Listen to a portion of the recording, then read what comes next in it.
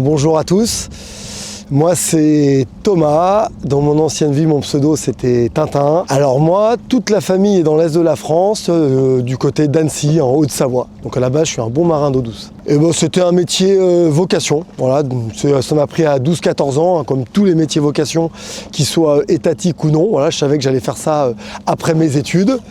Et donc j'étais quand même plus orienté chasseur alpin montagne. Mais voilà, comme toute la vie, il y a des surprises. Et juste avant de m'engager, j'ai rencontré un gars qui avait fait 10 ans chez Commando Marine, qui bossait avec mon oncle. J'ai pris un café avec lui, il m'a expliqué un peu le concept.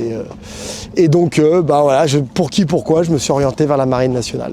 Alors moi, j'aurais fait en tout 19 ans. Voilà, avec un bon bloc opérationnel et les 3 dernières années, j'aurais fait de l'instruction, voilà, un petit peu de formation, l'histoire de diffuser un petit peu le savoir qu'on m'a transmis. Alors le positif, surtout la richesse humaine, l'humain avec toute sa diversité, et donc que ce soit interne au groupe, avec tout ce qu'on vit ensemble, etc. Ou que ce soit aussi à travers les voyages, hein, découvrir d'autres cultures, à travers les différents pays qu'on a pu voir. Ça permet de remettre un petit peu notre quotidien un petit peu en perspective. En termes d'enseignement, bon, je dirais comment atteindre l'objectif dans des situations un peu complexes, avec des forts enjeux qui amènent beaucoup de poids. Garder un cap.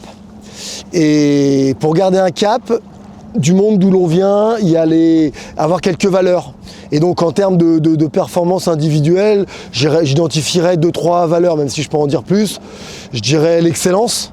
Du monde d'où l'on vient, souvent on parle de gestes parfaits.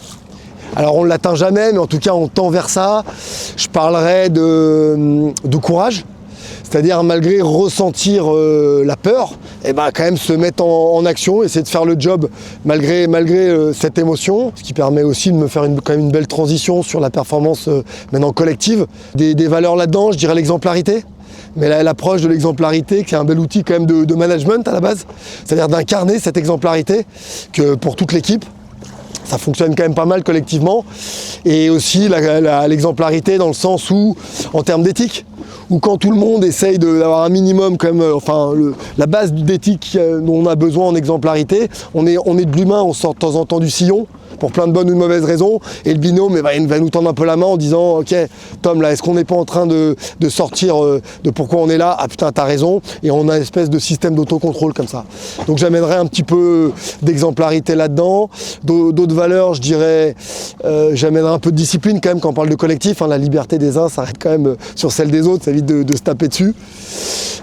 Et le dernier point, j'amènerais un petit peu de fraternité quand même. Parce que plus les enjeux et surtout les situations est compliquées, plus quand on a fait le job, peu importe si on a atteint les objectifs ou pas, ça crée quand même des sacrés liens. Donc les choses deviennent quand même assez fraternelles. Et j'ai choisi ce lieu, c'était surtout pour faire un parallèle entre la montagne et la mer, qui sont quand même 2 environnements exigeants. Maintenant, on est ravis de partager tout ça avec nos stagiaires. C'est ce qui nous met en énergie maintenant, c'est ce qui nous habite.